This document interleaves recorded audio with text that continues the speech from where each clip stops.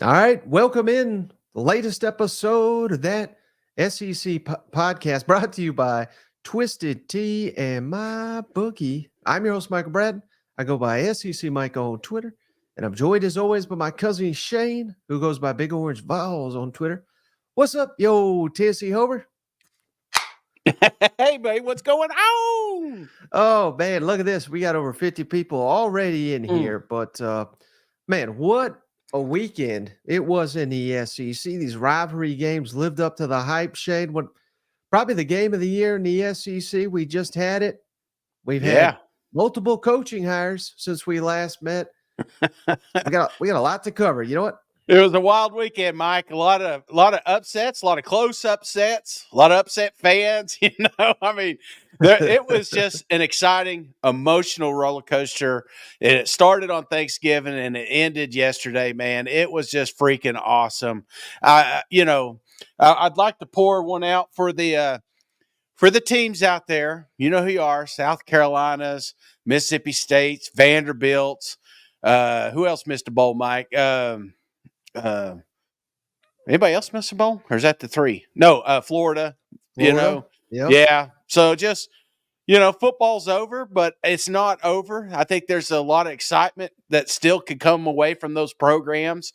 We're seeing coaching hires. We're seeing all this happen here in the offseason. So again, it's tough. I get it. I've been there. You didn't hit that 6. You're like, shit, I got to watch basketball now, Yeah, we had a great comment here from Johnny's team, Shane. He says, wish Arkansas would fire Sam Pittman too. So we may not be done with the coaching searches, but did you want to start there? Did you want to start with the games? Where'd you want to go with this one? Well, let's talk coaches for a second. I think that's the hot thing going on right now. There's a lot of rumors floating around. Elko down to Texas A&M. So let's start with the coaches. Yeah, so obviously Saturday night was a wild one, Shane. Hell, I even did emergency podcast. Mark Stoops to Texas A&M. I went to bed. I was thinking, God, they screwed this one up. And then here I come to find out he didn't even get the job. So woke up to that news. And obviously here on Sunday, Mike Elko, former Texas A&M defensive coordinator, has spent the last 2 years at Duke as a head coach. He is, they haven't officially announced it just yet, Shane, but it is coming. How about this, Shane? A&M 34-14 under Jimbo when Elko was the defensive coordinator. Without Elko, 12-12. So, I mean, obviously, big time step back. 5-win improvement. He took over a 3-9 Duke team. They went 9-4 his first year at Duke. He had a plus 6 coach effect, which is elite. That was the best in the ACC the last 2 seasons. But cousin Shane, not a fan. Uh-oh. No. Give us your thoughts on Mike Elko, Shane. Well, listen, I get it. There's a little buzz to it. A lot of folks that had him down there, the first thing they want to point to is some of the recruiting classes they had, and a lot of that had to do with Elko down there. I can't argue the fact that talent that was underneath him has done well, even doing well in the NFL at this current time. So, I mean, that's. But then there's part of you is like, well, it's Texas A&M, and they're always going to be bringing in recruits. Was it always Mike Elko? And I'm kind of torn here because I was behind the Stoops thing. Because how many times have we said, if you take Mark Stoops and you put him down there in Athens, or you take Mark Stoops and you put him down there in Bama, he would be winning or potentially competing for SEC championships. How many times have we said that, And I know Kentucky fans have said it, it's just, hey, look at how well we've done and we're in Lexington kind of thing, So I was kind of happy because part of me wanted to see, hey, let's see if this experiment works, Let's just see how good Coach Stoops is. And then obviously that gets squashed. A lot of people didn't like it. And I've heard the Florida State, ties with Jimbo and all that, the revolts, and I've been a part of it, guys. Listen, I was right there. I wasn't out there protesting Shiano, but when they did it in Knoxville, I get it. It was not the guy we wanted. It was not the sexy hire that we wanted. So this may be a win for Texas A&M fans, and maybe because I'm hearing a lot of buzz. I'm hearing a lot of people excited about it, but my concern, Mike, is we put a lot of stock in the first 2 seasons that he's had at Duke. And I think most of the people didn't even watch Duke games. They just saw the Clemson one, and they just in their mind think, oh man, this is the, Clemson sucks, right? Like, I mean, they didn't score 1 offensive touchdown against the worst defense in the SEC. So I'm not saying that win was put up on a pedestal, but I kind of feel like it was a little bit, Mike.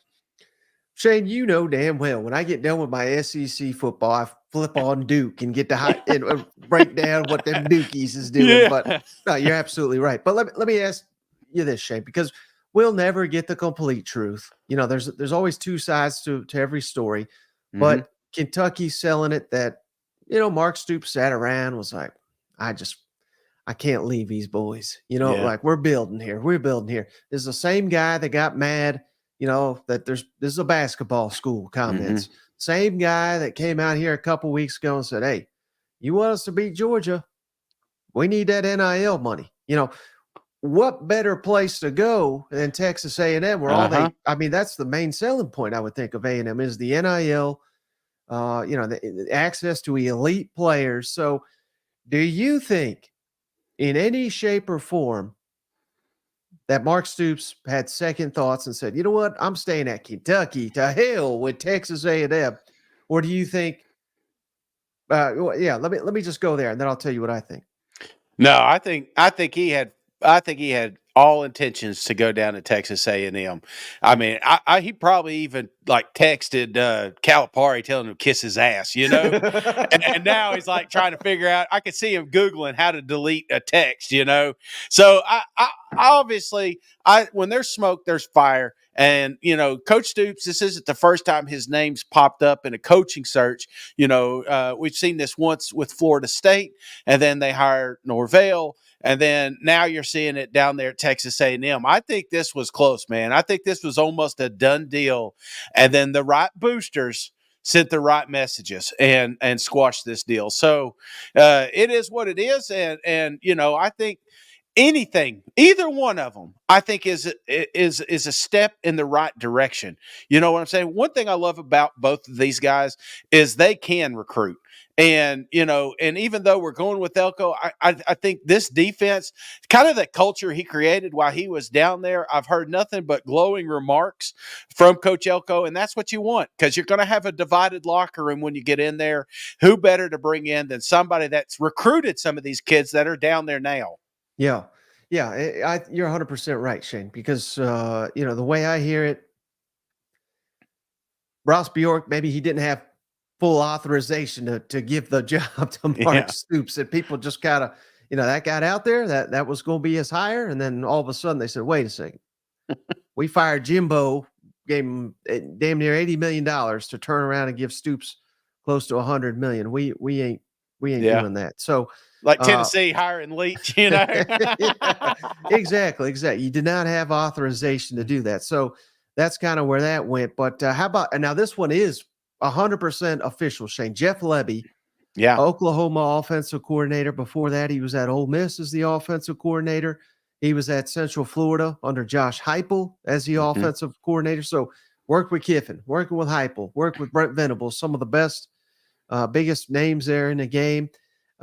He's coached guys like Dylan Gabriel this season at Oklahoma to a lot of success. Matt Corral, obviously, at Ole Miss, and Mackenzie Milton before his devastating injury at Central Florida. So strong track record of, and he was down there at Baylor too. But, may not want to talk about that, but he was down.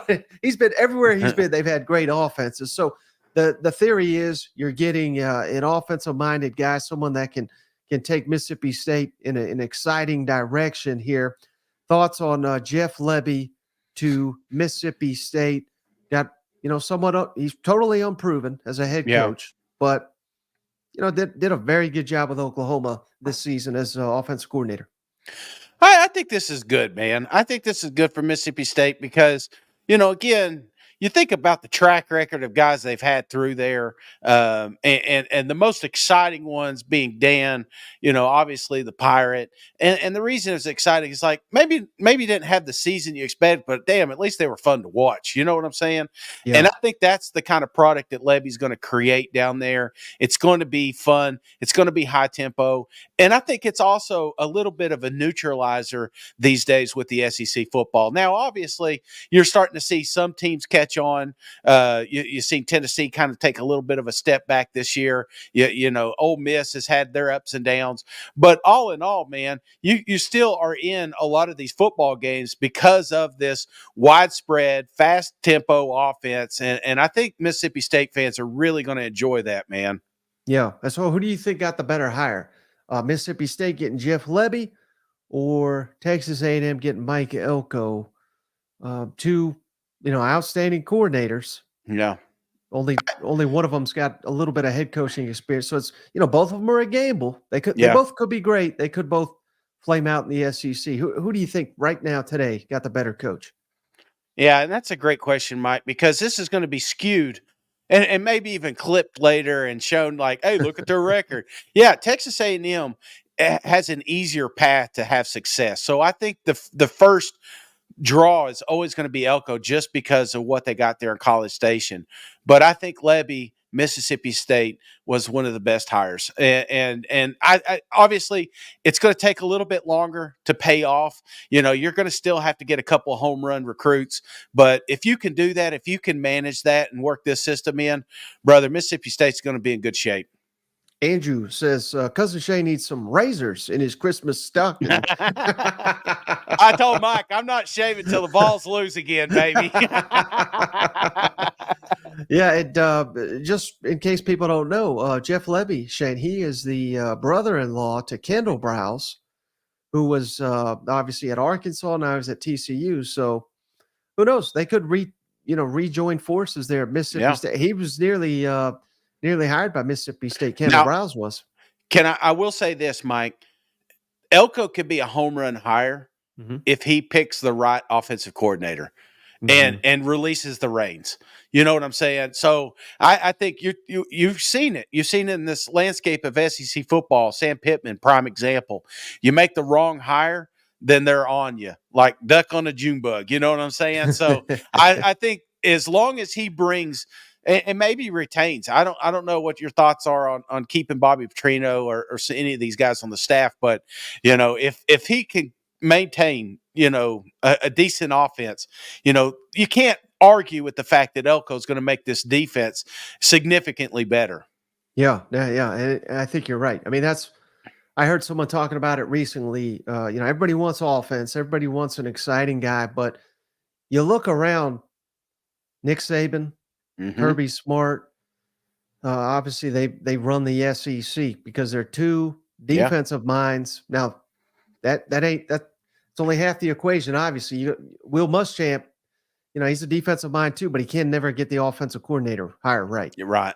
As soon as these guys understand offensive football and understand what will fit with them, that's the key to having a really successful defensive coach lead your program. And the $1 million question is who's going to be the offensive coordinator now at Texas A&M, and that very well could decide the fate of how well he does down there. And I can't wait for this Sarkisian offense against Mike Elko's defense. I mean, what a damn battle down here. Oh, man, that's going to be awesome. And we're going to get to see it, brother, soon. Very, very soon. I love it. Texas trolling everybody on their way out. Oklahoma trolling everybody on their way out. It's going to be so much fun having those two teams in the SEC this year, next coming up year. Yeah, without a doubt. So let's get into the action, Shane, here. And we got to start with the Iron Bowl. You know what I mean? This was the one, Shane. This may have been the best damn game we've gotten the entire SEC season. And we almost got that upset. We've been hankering for. And in one sense, Shane, I'm glad that Alabama won it because, man, some real luster would have been got off this SEC championship if Alabama was coming in off a loss, playoff eliminated. Now it's it is a playoff elimination. Many, I think both of us would say a national championship elimination game here, Georgia and Alabama. We'll have all week to talk about that. But, man, if you would have told me that Auburn outrushed Alabama 244 to 192 and Alabama facing a 4th and 31 Oh, with yeah. the game on the line, God, I would have bet everything I had on Auburn to win this damn game. And you know what set it up, Shane? Fourth quarter, Auburn gets it down inside the 10. Could not punch it in. That kills you. That was a 4-point swing right there. Coy Moore fumbles the punt return to completely muffs it. That gives Alabama that final opportunity to even try to win the game, because the way Auburn was moving the ball, I don't think Alabama would have gotten the ball back. I really don't. I know they had some timeouts, but I don't think they would have had the ball back. But I think Hugh Freeze and company, for the rest of their life, Shane, they're going to be wondering, how in the hell did we have a 2-man pass rush and a quarterback spy on 4th and 31 with the game on the line? And how about it, Shane? The play they called they call it the grave digger. Well, it dug Auburn's grave right there, didn't it? Oh, it sounds like my order at Waffle House, Mike. Hell, I was watching that and I was like, damn, I could have ran 31 yards in that time. I could have been in the back of the end zone catching that football. Brother, I'll tell you what, I feel for Auburn fans because you had it. You had it several times. And I know everybody's gone through and talked about the refs and all that, which I agree there was some bad calls in here. But the last 3 drives, Mike, when you hold them to a missed field goal, a punt, and a punt, that muff punt, that was an opportunity, Mike. It could have been put away right there. As well as they're running the football, they could have kept the chains moving into the game. And then, relying on your defense, this defense did great. I get it. Everybody's talking about Jalen's stats and how well he did, but that's a tough player that's a potential Heisman. If you ask him, he'll tell you. He'll be sure to let you know. But you know what I'm saying? Like they held Alabama in check. That Alabama's been running and doing whatever they want over everybody, and to have it come down to a fourth down like that, it's just gut-wrenching, man. I mean, because you were there. You were this close. First year, Hugh Freeze pulling off the biggest upset in Iron Bowl history. And I was convinced when I saw that, when Bond come down with the touchdown, I was convinced at that moment, Mike, and I've thought about this a few times, that Nick Saban has made a deal with the devil, that he is going to win the national championship potentially and walk out to the sunset. I feel like he's just laid it out. And I'm telling you what, this potentially could be one of the greatest seasons in Alabama history, because there were several moments in the season when you thought you were out and you were able to get back in. Yeah. And it just kind of feels like, Shane, that, and I'm not, certainly, I mean, I'm the Mr. of Decaying Dynasty over here, but if Alabama wins a championship, I mean, this is the play that's going to be remembered. You know, the one that kept the season alive, because I'm sure they're confident heading into this SEC championship. But even if they get down, and Georgia looks like the better team, I don't think there's going to be a single player on that sideline. Let's say they get down 14 points or something like that in the first half. Yeah.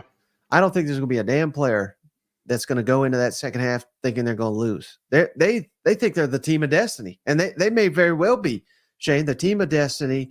Alabama, I mean, just one way after another, just keep racking up these wins. That's right. I can't think anything like it. Well, it's funny you say that, because how many times has Georgia been down at half, so they feel the same way. It's like, if they stumble out of the gates, I don't think they feel like they're out of it. A lot of teams would be defeated if they're down 2 scores or 3 scores at half. I don't think either one of these programs will be. This is turning out to be one of the greatest games.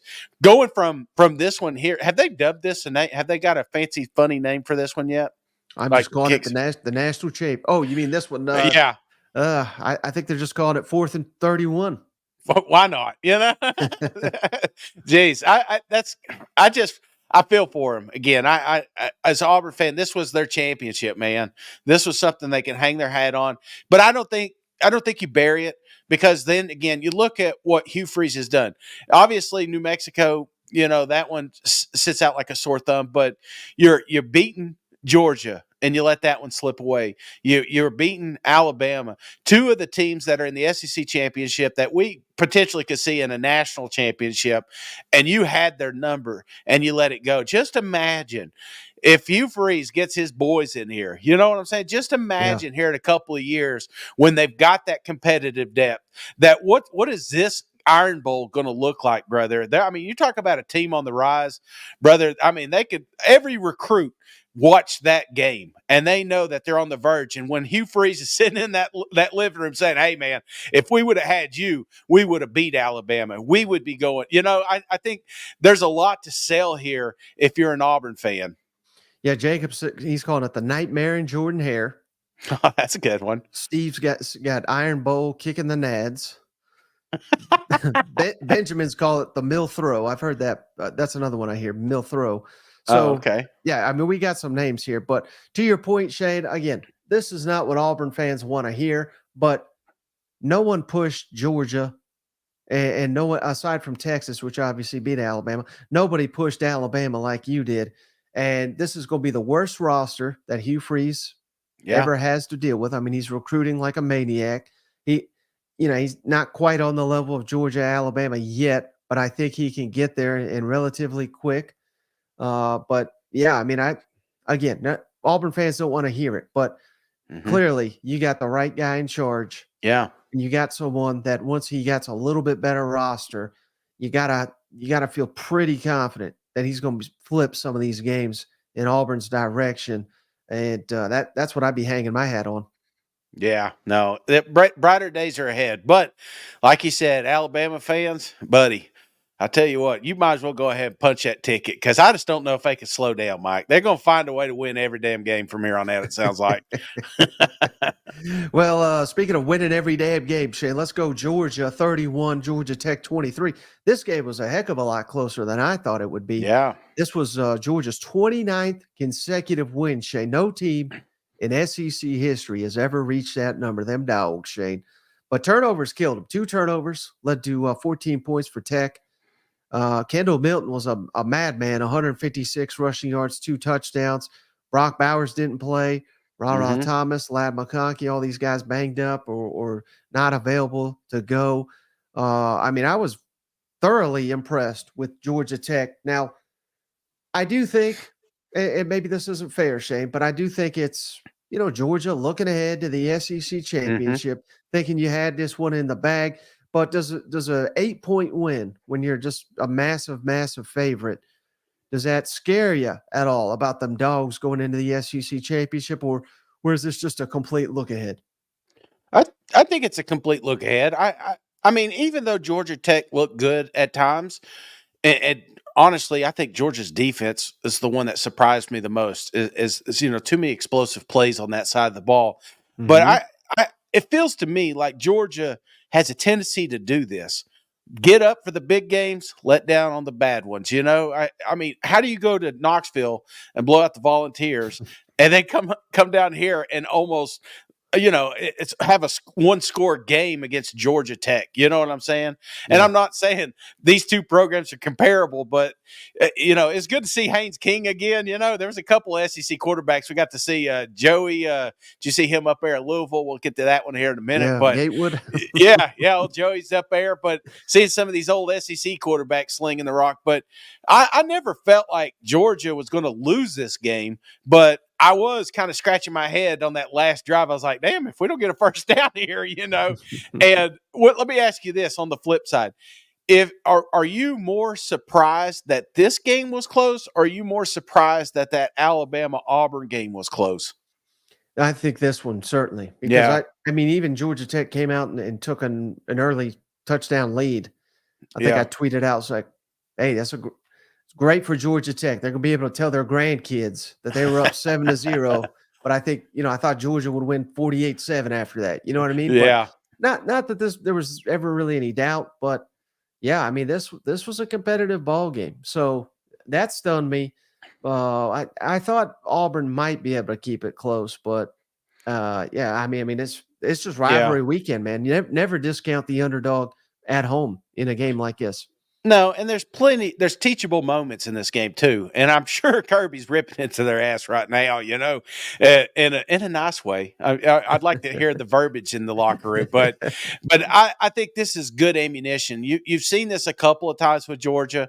They needed to come back down to earth a little bit, be reminded that any team can beat them, and I think that plays in their favor going into this SEC championship. Yeah.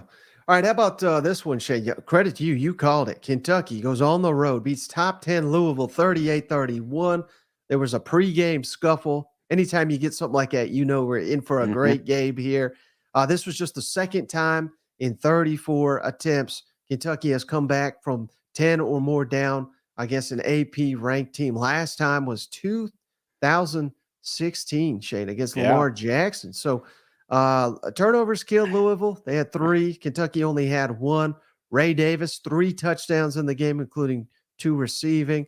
Devin Leary, he played an excellent game, 3 touchdowns. But, man, I couldn't believe it. I mean, the way Kentucky was playing going into this matchup, I thought they were going to get whooped. And they got down early. Almost exactly what I thought would happen. But they showed a lot more resolve and toughness than I thought they would show. And man, ACC. So, how about that ACC? huh? You know what?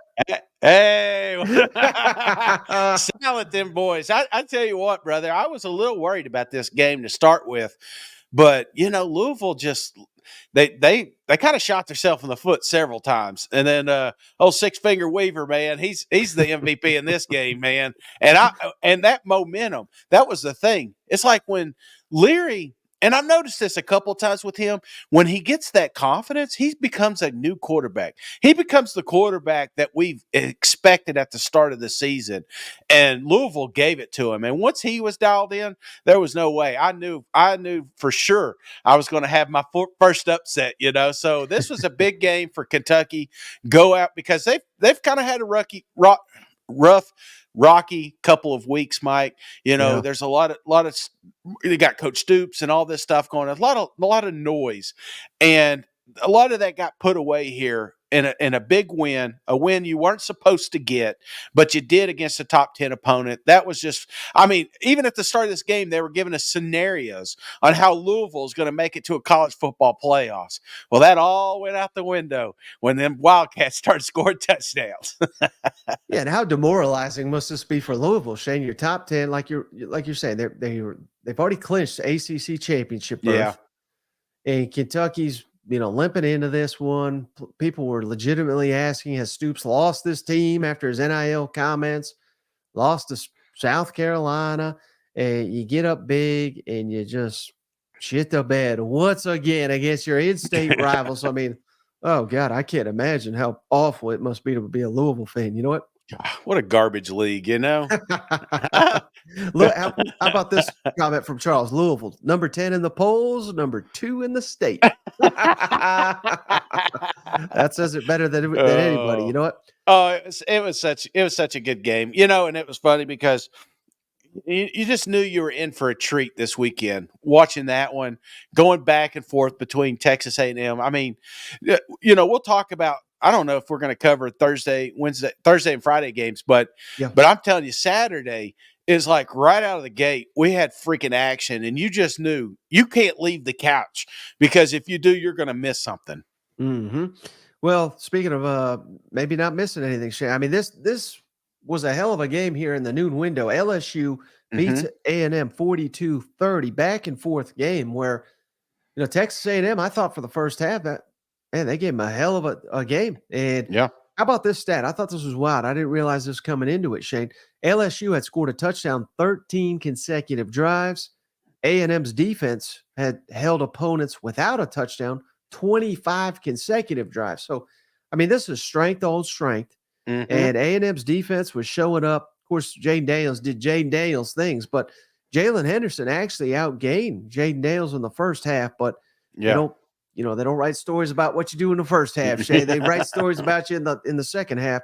Jaden Daniels caught fire in the second half. A&M even had a 6'4", 320-pound lineman, Mark Naboo, score a touchdown. Shay, when you got 325 pounders scoring touchdown, it felt like it was going to be your day. But No, LSU did what LSU does. Jane Dale's unstoppable. Malik Neighbors unstoppable. And the defense gave them enough opportunities to score a bunch here. This LSU is who we thought they were. But what was your thoughts on this one? Well, I just thought it's kind of crazy. A&M, for a minute, I was like, man, I can't believe they're holding LSU. I mean, LSU only had 21 points early in the fourth quarter, Right. And then all of a sudden, that just shows you what kind of offense they have. It's so explosive. I mean, how do you not give Daniels the Heisman? And I know Milroe had a great game, and I know Schrader's had a fantastic season. Mm-hmm. But, I'm telling you right now, brother, Daniels is just not human. And he's not a one-trick pony. He's not just doing it with his legs. He's making some fantastic passes. And again, it helps when you got neighbors out there, making you look like a damn hero sometimes. But I don't know. I think he just cemented it again this week. Just a fantastic season here. Yeah, like you were saying, I mean, this was it was 28-24. Or excuse me, it was 24-14 Aggies. And then in a blink of an eye, it was 42-30. I mean, my goodness, Shane. Jane Daniels led him in rushing, obviously led him in passing. 4 more touchdowns. Where do you think, and someone asked us in the comments here, I mean, we won 9 games here. We're LSU. Yeah. How many games are we winning with no Jane Daniels? I mean, are we even going bowling, do you think? No, I don't know. I don't think so, man, to be honest with you. Because that defense, as good as Daniels is, that defense has, up to this point. Now, I will say this. They played a lot better Saturday, but up to this point, they've been horrible. And LSU fans know it. That's why they're so frustrated. Like, if they had A&M's defense, they probably would be, heading to the SEC championship this weekend, but they're not because of that. So, no, I think Heisman is removing a player and it just demoralizing that team. And I think obviously taking Schrader out, I don't know about you. I don't know if you have candidates, Mike, but those are the 3 that I'm looking at right now is Schrader up in Missouri. I'm looking at Milroe at Alabama. And then obviously Daniels here in LSU. I don't know if your list is any different than mine, but I think Daniels would be the one that the team would suffer the most if they lost. Right. Well, I think I would have to throw Bo Nix in there. I'd give him 3rd. I'd give him 3rd. Put him behind. Put him behind Daniels. Put him behind Schrader. Just think, if Auburn had Bo Nix, how good they'd be, man. I'm not knocking Bo. I wish him the best, but honestly, I'd be lying if I told you I watched any Oregon games this year. Yeah. Well, one game we did watch, Shane. Oh man, this was a heartbreaker. Florida State 24, Florida 15. Oh yeah. Florida was dominating this one, Shane. I mean, Florida State had literally 10 yards with the first half coming to a close here. Completely dominant. It was 12-0. Just had a safety, Shane. They returned the safety kickoff to midfield. And then the double reverse pass. What the hell was that? Getting cute when you don't have to. There was an intentional grounding that killed that drive. One of Florida players spit on the Florida State guy. And after that point, Florida State outscored them 24-3. And man, it was just, this is stupid stuff. It's just what we've come used to for the Florida Gators, which is on 4. Even at the very end of the game, Shane, they held Florida State. Who knows if they would have won the game? I don't know, but they would have had an opportunity. And instead of one player, hitting a quarterback that's sliding, we had 2 players.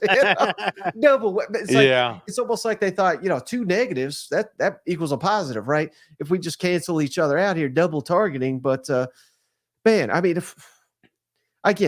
not trying to be too harsh on Billy here, but we play with no discipline. We play with stupid stuff, and it's not like one time. This is every single week. And I get it. Your quarterback's out. Their quarterback was out too. We had this one. This would have been the signature win of the Billy Napier era. We would have went to a bowl game. We would have knocked Florida State out of the national championship race. They'll probably get knocked out next week, but it would have been even sweeter if the Gators were able to do it. Yeah. And then we're just sitting here wondering, well, we came close again. And it's just, I don't know, man. If I'm a Florida fan, again, I'm not running Napier off, but I feel like we're going into year 3 with no clue if this is the guy to lead us, and that's a tough place to be in. Well, it's week 12 too, Mike, and they played like it was week 1. We had a lot of missed tackles, just like you said, stupid fundamental stuff you learn in camp, stuff you learn when you're a kid. It just kind of went right out the window there. And I'm with you, and it's funny that you went right there, but when you after that safety, you got the ball there at the 45-yard line. You choose some of the clock off, and you get a score there.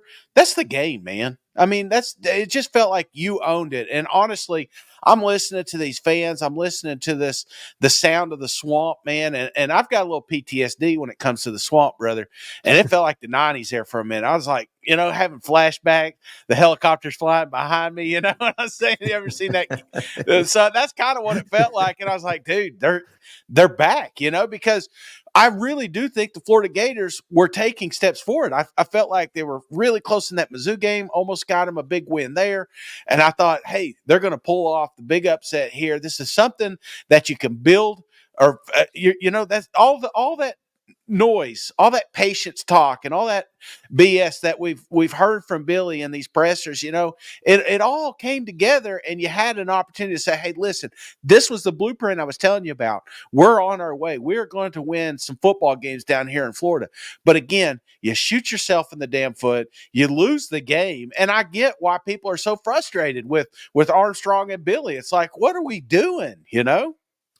Right. And our defense has been so awful. Mm-hmm.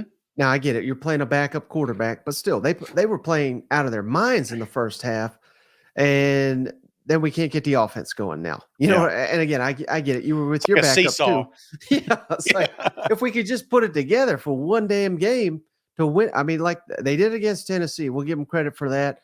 South Carolina, I guess. I mean, their defense was not that good in that game, but Max Brown, who again, I'm not writing him off after one performance, but only 86 passing yards. And he looked like a young player that he was, but he didn't look like it against Missouri. So that's why it was so perplexing. And I get it. Florida State, potentially an elite team here, but I don't know. I feel like the offense should have looked a lot better than it did here against the Noles. It's 2 years in a row, man. It's 2 years in a row with a rivalry that you should have won. I felt like they should have won last year. I feel like they should have won this year. And I feel like that's the frustration part. Plus, so much riding on the line. You got a lot of youth on this roster, and a couple extra practices would have been pivotal going into, year 3. But it's all lost. All of that's lost.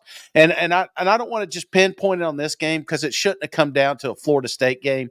They should have already clinched a bowl game earlier this season. But that's on Coach. That's on Billy. And I'm not going to make excuses for him, and I don't think anybody should.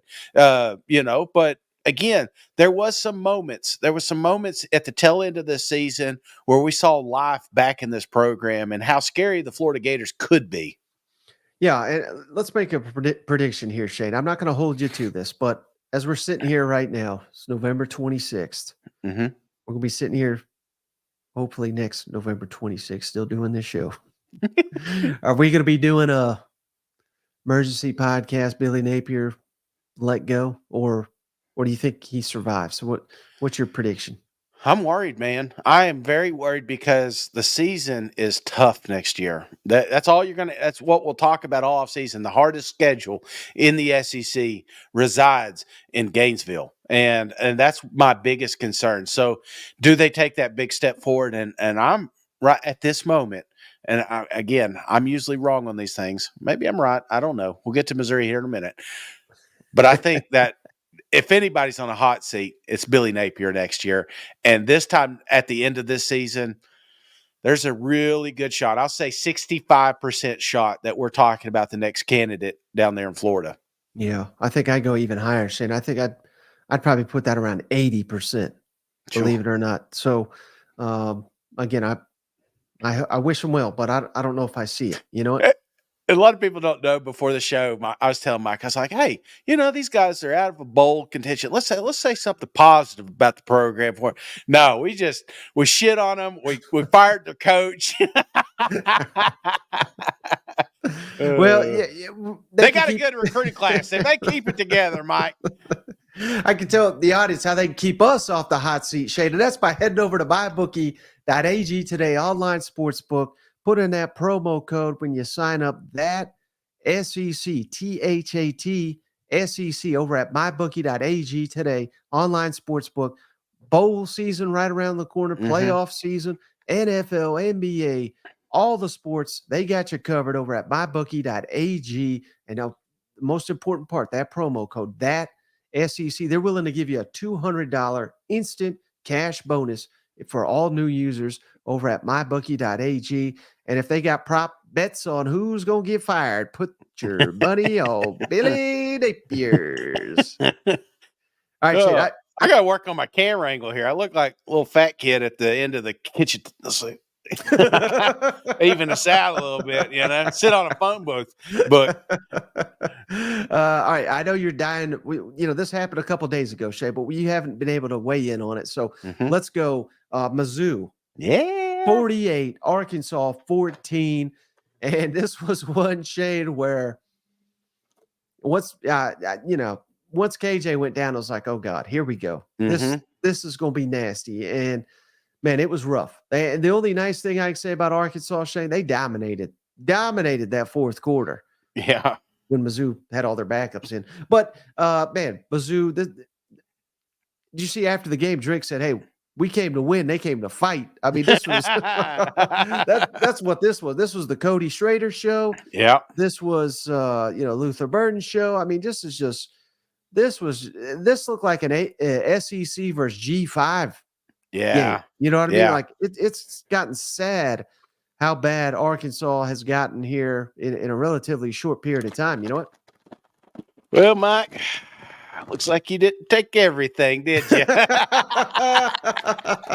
Oh man, this was a great game. Obviously, if you predicted Mizzou to win 10, you were very ecstatic on how this one finished. And I get Arkansas side. Here Sam got the hey, we're bringing you back for one more season, but Drink did not care, man. Mizzou did not care. They were ready to run this score up, and honestly, they had an opportunity to hang 60 on them. They could have.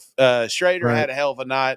It felt like they pulled back a little bit, which kind of surprised me with this rivalry, but yeah, Mizzou just showed you. I think that's part of it. You watch some of these games that Missouri was in, and you make excuses on why they won or why they lost. It's like, the LSU game. Well, you got them early and blah blah blah. Well, then you go down to Georgia. There's no way you're going to compete with Georgia, and then you're toe to toe with them for 3/4 of the game.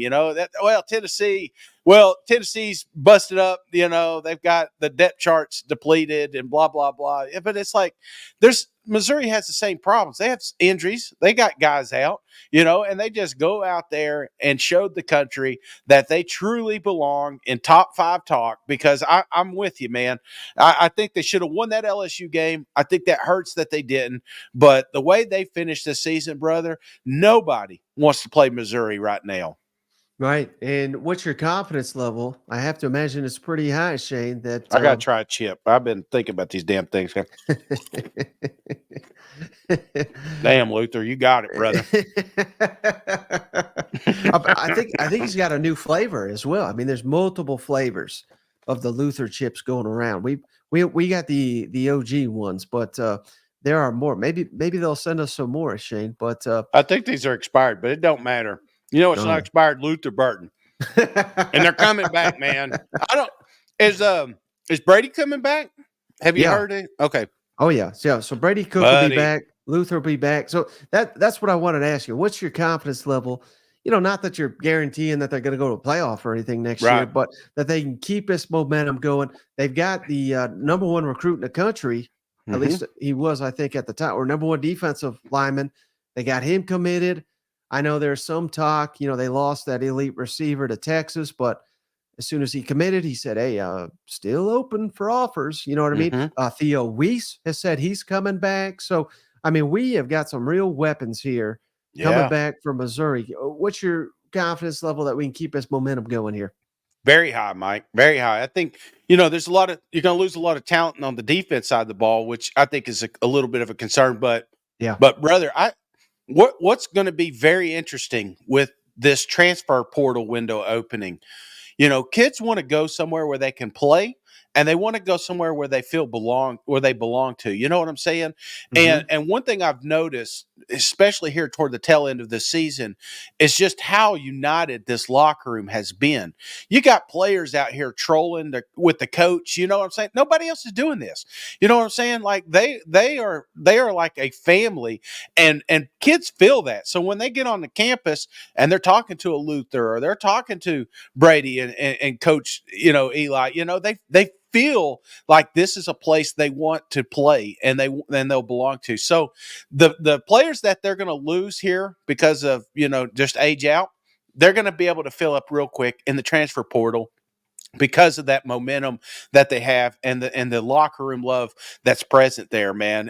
When your players are recruiting as hard as they're doing right now, there's going to be no lack of talent up there in Mizzou moving forward. I'm telling you, they're on a launch pad right here. Yeah, Jerry Morris is calling you Shane's Whiskers. I like that.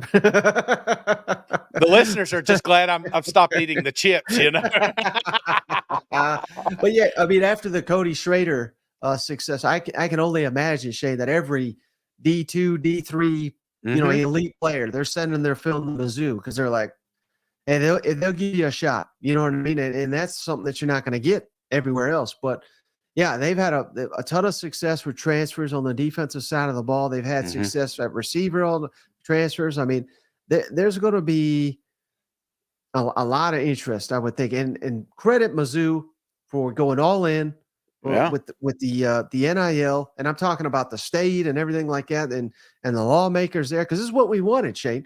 When NIL came, that was the hope that teams like Missouri, maybe they can be given an advantage here that they didn't have before, and they are using that to their advantage, and that's what I think that's the whole damn purpose of it. I really do. And I think that's why Nick Saban and Kirby Smart were against it. You know what?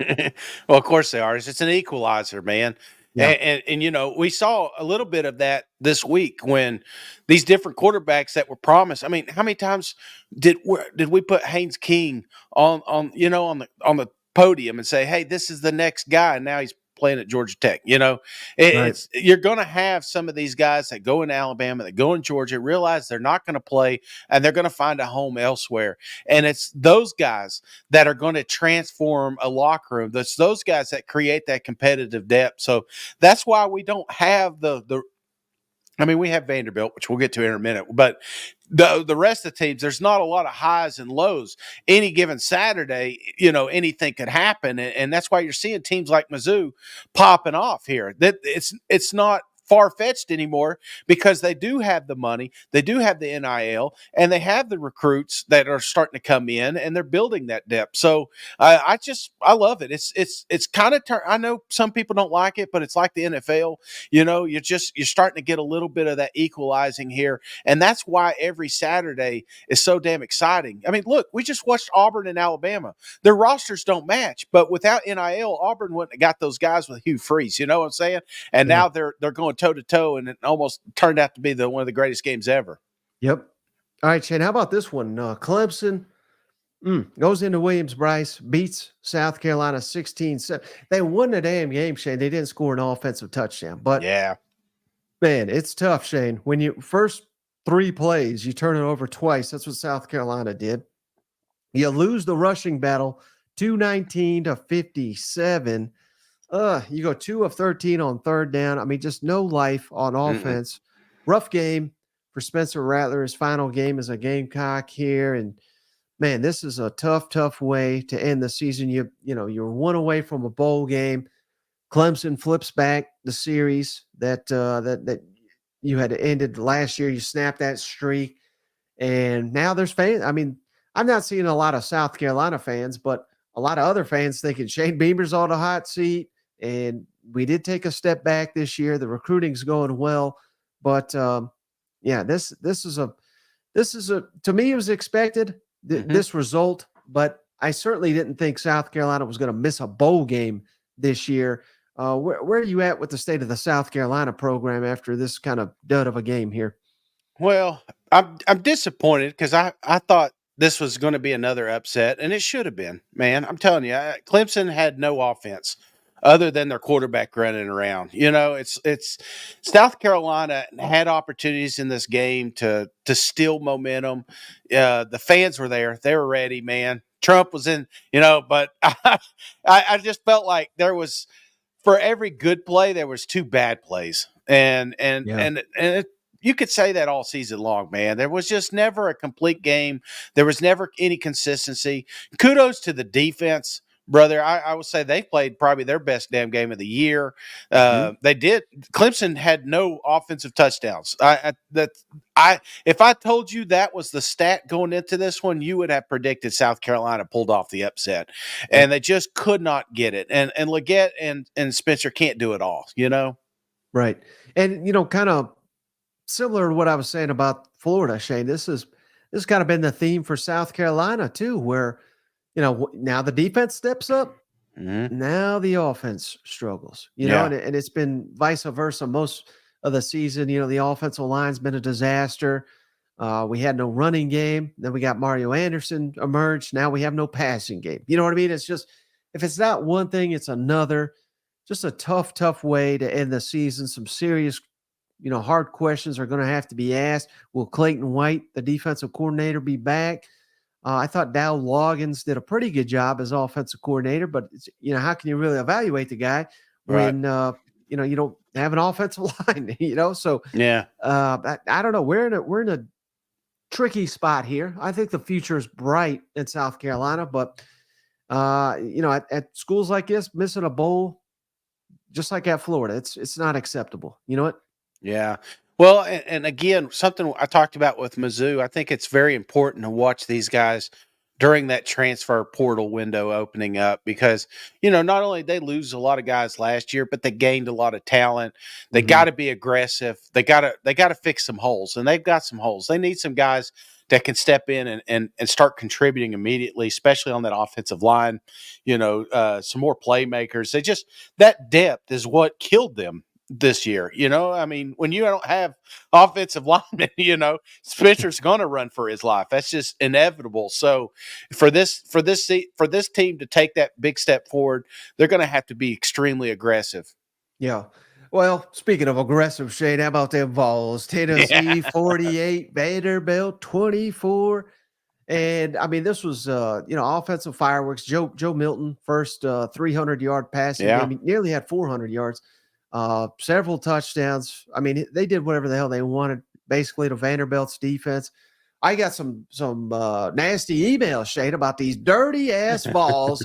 Like you and I could do something about it, but there was definitely some beyond the whistle hits that should not have taken place. But this is what you want if you're a Tennessee fan. Just take care of Vanderbilt. And Mhm. I don't know about you, Shane, but again, it's very easy to just take shots at Vanderbilt, and that's not what I'm attempting to do. But when we had all these great games, and it's a rivalry week here, it's like Tennessee is irrelevant in this week because Vanderbilt's irrelevant. And it's every week. It's every Yeah. week that Vanderbilt plays someone in the conference. It's like a damn bye week. And Mhm. I'm just it kind of sickens me that we have all these great games and then it's like, oh yeah, and Tennessee's, it's a pick your score type game. I just don't think that's right. I don't think it's fair to Tennessee even. You know what I mean? Like you want it to be a like a Clemson, South Carolina, like an Egg Bowl, like an Iron Yeah. Bowl. You want a competitive series. You want a great game. What's your thoughts on all that? Yeah, no, I get that. You definitely do. But as a Vol fan, you don't want it too good. You know what I'm saying? I mean, a blowout's kind of nice if you're a Vol fan, but I get it. I get it.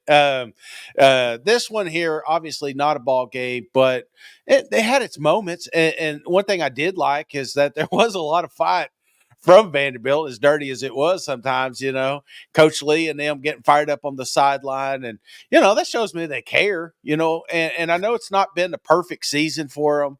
And I kind of hate it because I honestly, and I know you did too, we thought Coach Lee was going to take a huge step. They had a lot of seniors coming back, a lot of age on this roster. I thought this was going to be the year. Swan's looking good, looking healthy. They got some playmakers on the outside there. They're going to take that big step forward. I think losing Ray Davis, we now realize just how great of an athlete he is. That was very detrimental to that program, and they just didn't have a fix for that.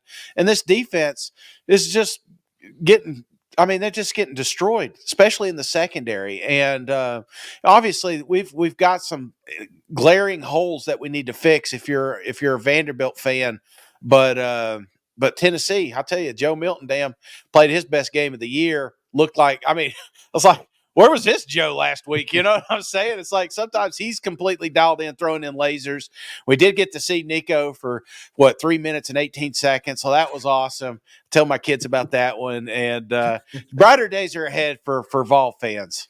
Yeah. So we'll get to it in just a second. All now, right, I did hear some good things. Cooper potentially coming back.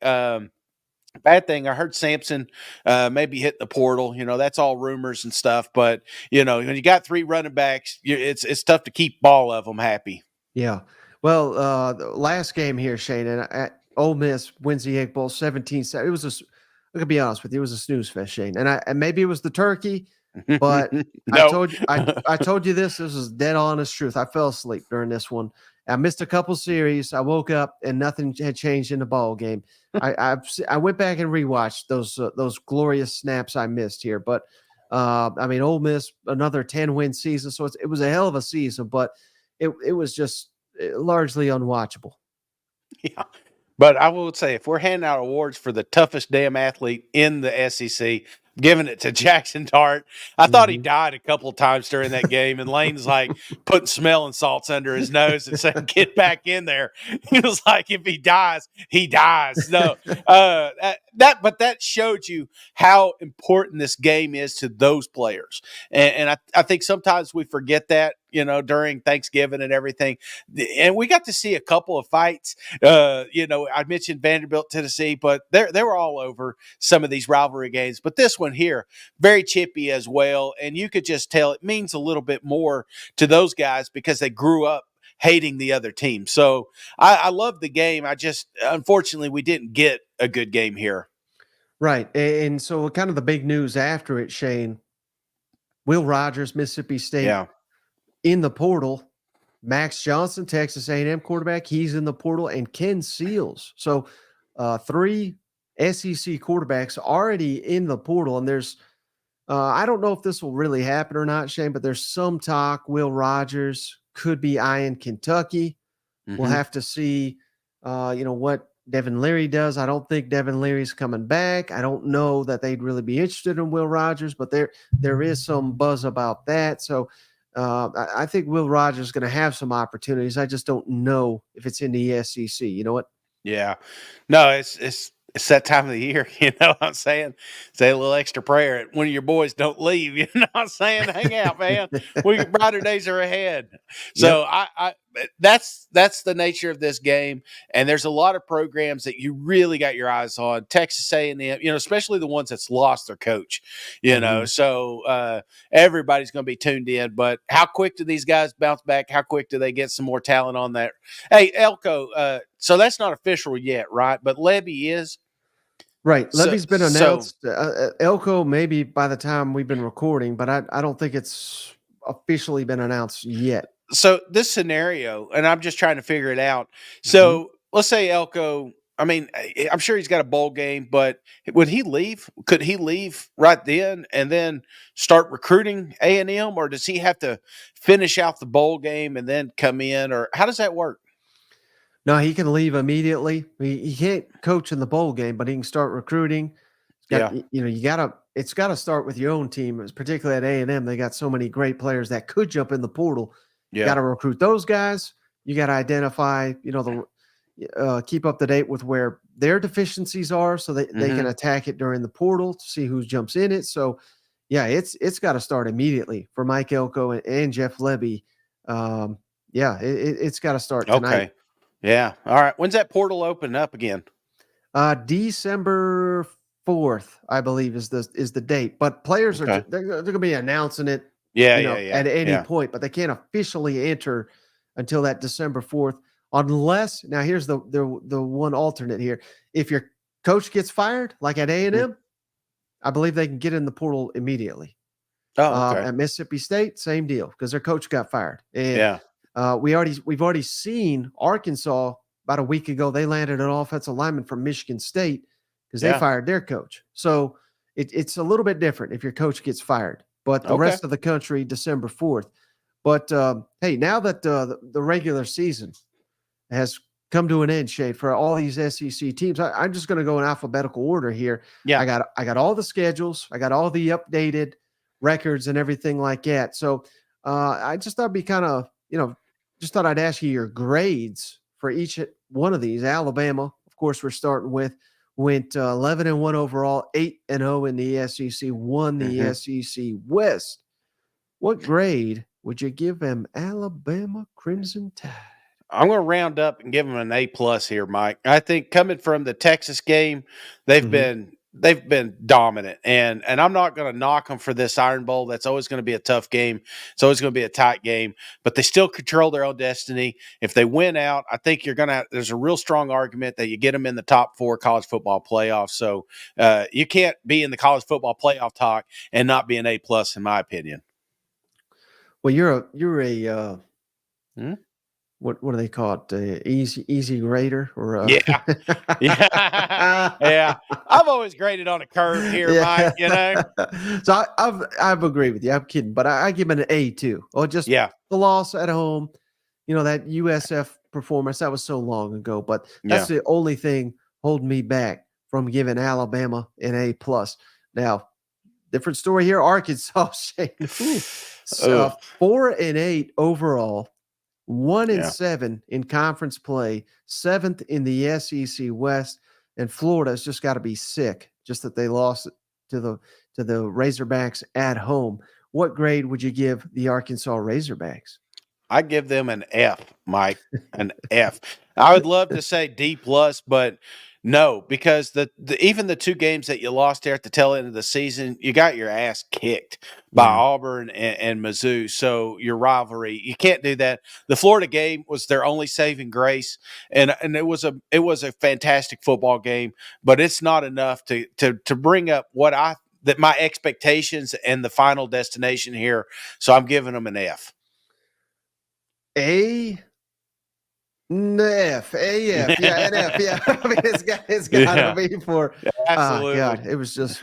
I think this is the team I'm the most disappointed with this SEC season. I mean, what's your thoughts on that? Yeah, very. I mean, it's heartbreaking because you wanted them to succeed. They had a lot of the pieces in play. You can make an argument that their defense was vastly improved from the last season. And it's like, well, that's great because there's no way this offense is going to take a step back. But it's like the offensive line is non-existent here. And I'm still scratching my head with that one. They need more Michigan State linemen to come down there and help these guys out because they need to just rip it apart and start over there. Yeah. All right. How about Auburn, Shane? We went 6-6. At least we reached the postseason. 3-5 in the SEC, 5th in the SEC West. Highlights, though, I mean, you whooped the hell out of Arkansas, beat Mississippi State. Those are good, but kind of some lowlights. I mean, we didn't get that Hugh Freeze patented. Hell, we almost got it in the Iron Bowl, but we didn't get that upset. We did lose to New Mexico State. That would have been totally forgotten had you won the Iron Bowl, but you didn't. You came up short. So what's your thoughts? What grade would you give the Auburn Tigers? Yeah, and this one, the grade changed right at the end because I'm with you. That New Mexico State, that one brought it down. Probably I would have gave them C- at that point. But the Iron Bowl, the fact that you went toe-to-toe with potential SEC champs, Alabama, Crimson Tide, I'm going to bring it up a little bit and go B minus. I think the way you ended it with the 3 games that you won, you should have had New Mexico State, but closing out strong with Alabama, even though you lost, and there's no such thing as a moral loss, victory or whatever. But I think in this case there is. So Right. give me B minus. Yeah, I was about to say C, but I think you nailed it, Shane. They didn't beat a team with a winning record. I think I saw that was the first time since like 2008, 2009, Yeah. something like that. But again, it's year one. They had to totally rebuild this team. Mm-hmm. They went toe to toe with Georgia and Alabama. I mean, I'm kind of giving them credit for. I realize they lost those games, but I'm giving them credit for giving those teams a run for their money. Otherwise, it is a C if they didn't. But man, 4th and 31 away from totally rewrite the storybook there. 4th and 31. If they would have got that one, I would have even had it higher, B plus. But I can't. That one was going to stick in my craw a while. Yeah. All right. How about Florida, Shane? 5-7 overall, 3-5 in the SEC, 5th in the East. Step back from last year. Just, my God, Shane, we were 5-2 here on October 14th. Yeah. Didn't win a damn game to close it out. And we were saying they lose 6 in a row to close out. How can you bring Billy back? But hey, they got that South Carolina one. So yeah, only lost 5 in a row here. What grade would you give Florida? Oh, Mike. Unfortunately, I'm going to give them a D minus. I think just given the fact that Arkansas is on there, and the fact that you just can't close out any close games other than South Carolina on the road for some reason. Your signature victory, Mike, is the Tennessee Vols week 3. That's if I told you that's your stat line, then you deserve a D minus. I just can't think of that game without thinking of your walk there, Shane. I mean, could you would it have made the walk even more painful if I would have said, here's the crystal ball, Shane. This team ain't even going to a bowl game. They're going to lose all these games. I mean, would that have made it any more painful? Yeah, because if you would have said that, it would have that's Tennessee, man. Florida's just it gets in our heads or something like that, especially down there. And I don't want to relive this game at all, Mike. We got a whole off season to think about that, but yeah, I think it would have helped if they would have ended with a bowl game, beating Florida State. I could say, well, it was a good team. We didn't see that one coming. So I think that's kind of where we're at. But yeah, let's don't go. You know what? In that case, F, Mike, give them an F. No, I give them a D minus. Yeah, I give right around D. I think that's fair. All right, this is probably an easy one. Shane, Georgia just whooped the heck out of everybody again. 12-0, 8-0 in SEC. Obviously, first in the East. All-time record, 29 consecutive wins. That's never been done in SEC history. It's got to be an A for Georgia, right? Yeah, A plus. The fact you give pause just shows you how often they've won. It's like, well, they didn't beat this team by this. It's like, no, let's pull that back a little bit. These guys haven't lost since, I don't know, my kid was 4 years ago, something like that. So so these guys are unbelievable right now, and they not only one thing I love about this team is just the adjustments they make. You talked about Georgia Tech, Tennessee. There's several games throughout this year that they have been down and have found ways to rally and come away with the victory. So that shows a lot about a program. So A plus for me, Mike. Yeah, A plus. They keep getting better and better at the right time. I think they just were clearly overlooking that Georgia Tech team. All right, how about Kentucky, Shane? 7-5 overall. Mm-hmm. They changed the narrative a little bit, beating Louisville at the end there. 3-5 in the SEC, 4th in the SEC East. What grade would you give the Kentucky Wildcats? I'm going to give them a C plus, Mike. I think just closing out with the Louisville win was huge, Mm, big for momentum, and it helps you kind of forget about the South Carolina game. It yeah. helps you forget about the Tennessee Vol game. There's a couple on here that I really think if you had an opportunity to replay it, you may have even had a better record. But for that, and given the fact that a lot of this was coaching error and not just playmaking, I'm going to give them a C plus here. Yeah. I honestly, Shane, I probably would have given them a D if they didn't beat Louisville, Yeah. because it turned out Florida wasn't even that good. So they got a signature win there, give them some momentum going into the offseason. But I still think, and now with all this Mark Stoops to A&M stuff, I think it gets a little dicey. I think we better have I'm not saying they're going to fire him, but Mm-hmm. not it's just such a weird place with Kentucky right now. It all I've been saying I think Kentucky's stuck with Stoops, and I think Stoops stuck with Kentucky. He almost got that get out of jail free card, but he Yeah. did. It didn't quite happen for him. You know what? Yeah, but they're going to need something big, man. They're going to need something to kind of rally these guys back in. And the Louisville game was kind of that rallying cry, but then now you're finding out your coach is wanting to leave. Right. Stoops needs to come out here, get ahead of this, and remind the fan base that he's here forever. All right. How about LSU, Shane? 9-3 overall, Mm-hmm. 6-2 in the SEC, third in the West. But like you said, man, if we just had a damn defense, Yeah. we may be dancing our way to the playoff. You know what? Absolutely, man. I still, as impressive as this offense is, you've got to. For me, I'm still giving them a B plus here. Alabama, you lost your quarterback in that game. Ole Miss, you had an opportunity to win that one, you didn't, and I really do think they should have beat Florida State. That Yeah. drives me nuts that they didn't do that 2 years in a row. But all in all, given the fact they've had such a horrible defense, you can't argue with the best offense in the country. So give me B plus here. Yeah, and I think I'll go B, Shane. Again, I think a lot of teams after that Ole Miss loss would have kind of caved it in. Mm-hmm. We have seen LSU in years past lose to Bama, and they kind of phone it in. Yeah. We didn't get that from this LSU team. Clearly, didn't live up to the hype. I had them win in the West. I had them win in the national championship.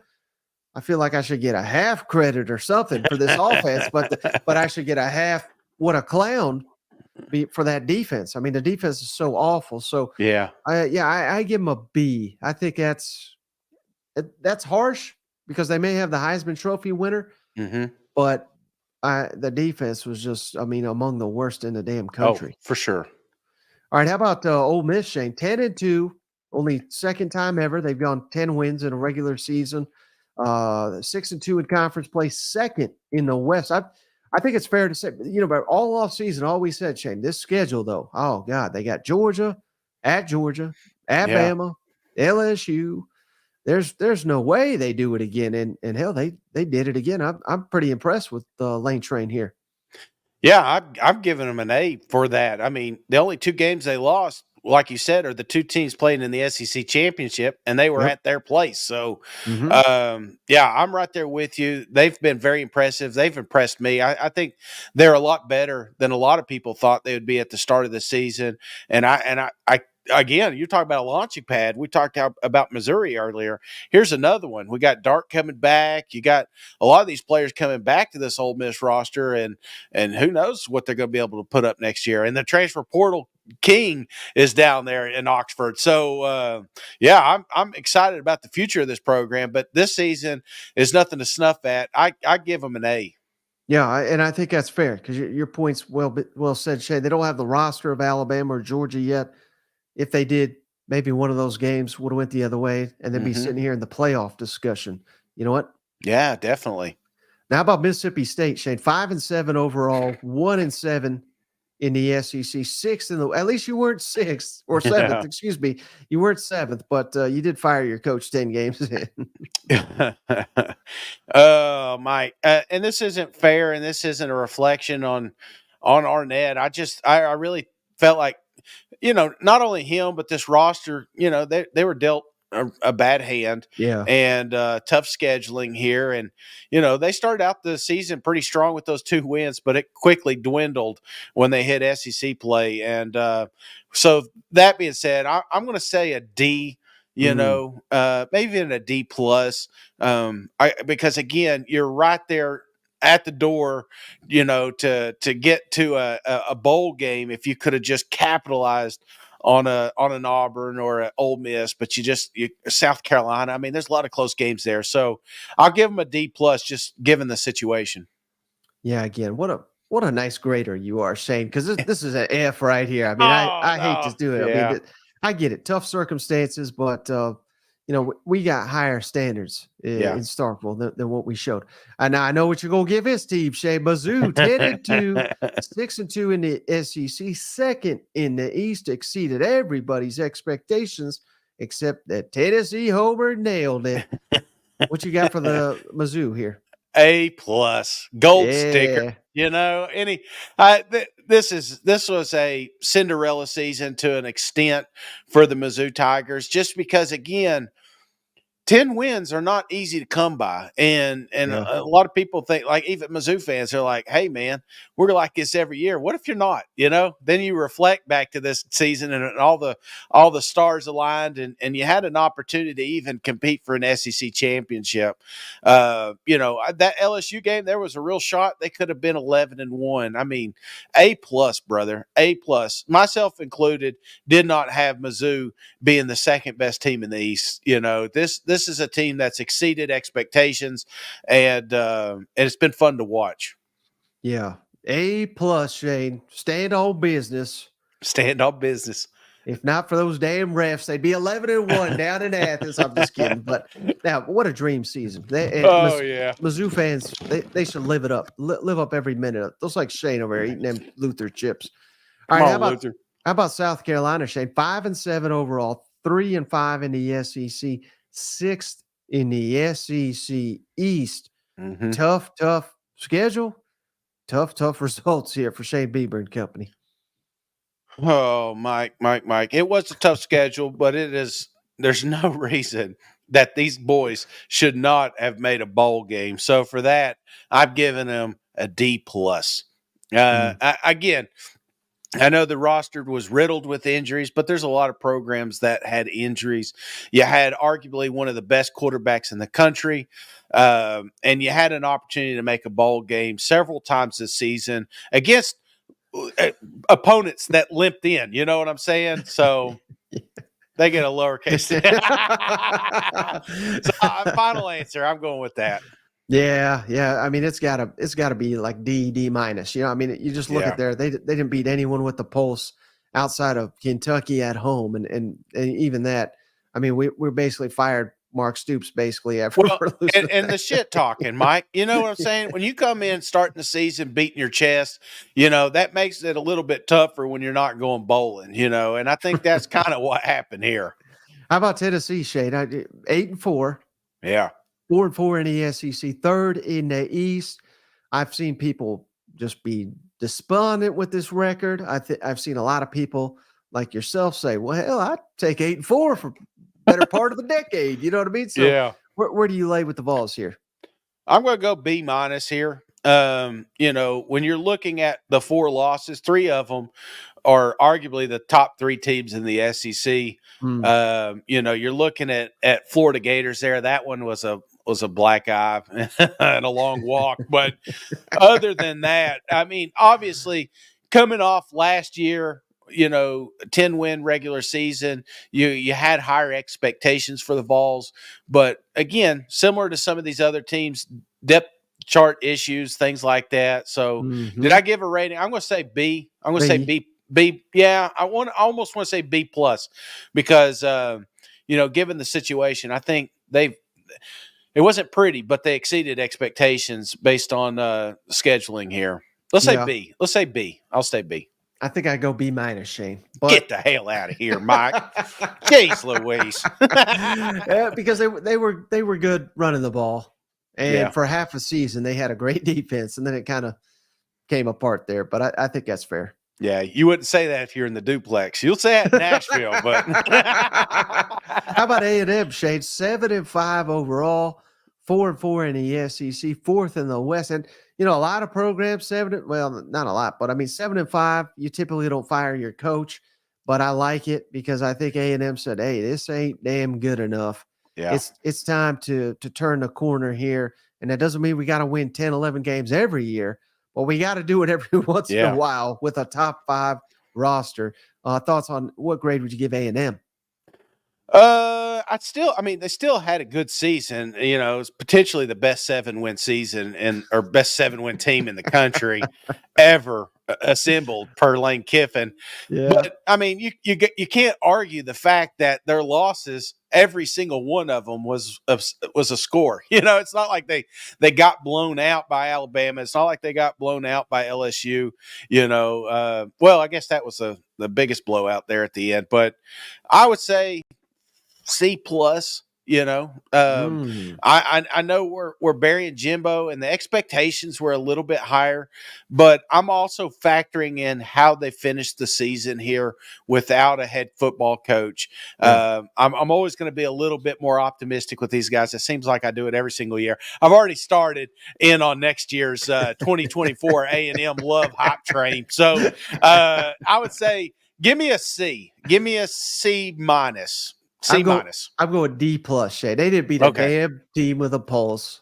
But here we go. The future is bright. I think that's the key. You know what I mean? Yeah. Like we've closed the chapter. This is the Mike Elko era. We're gonna win it all. Yeah, Elko doesn't lose.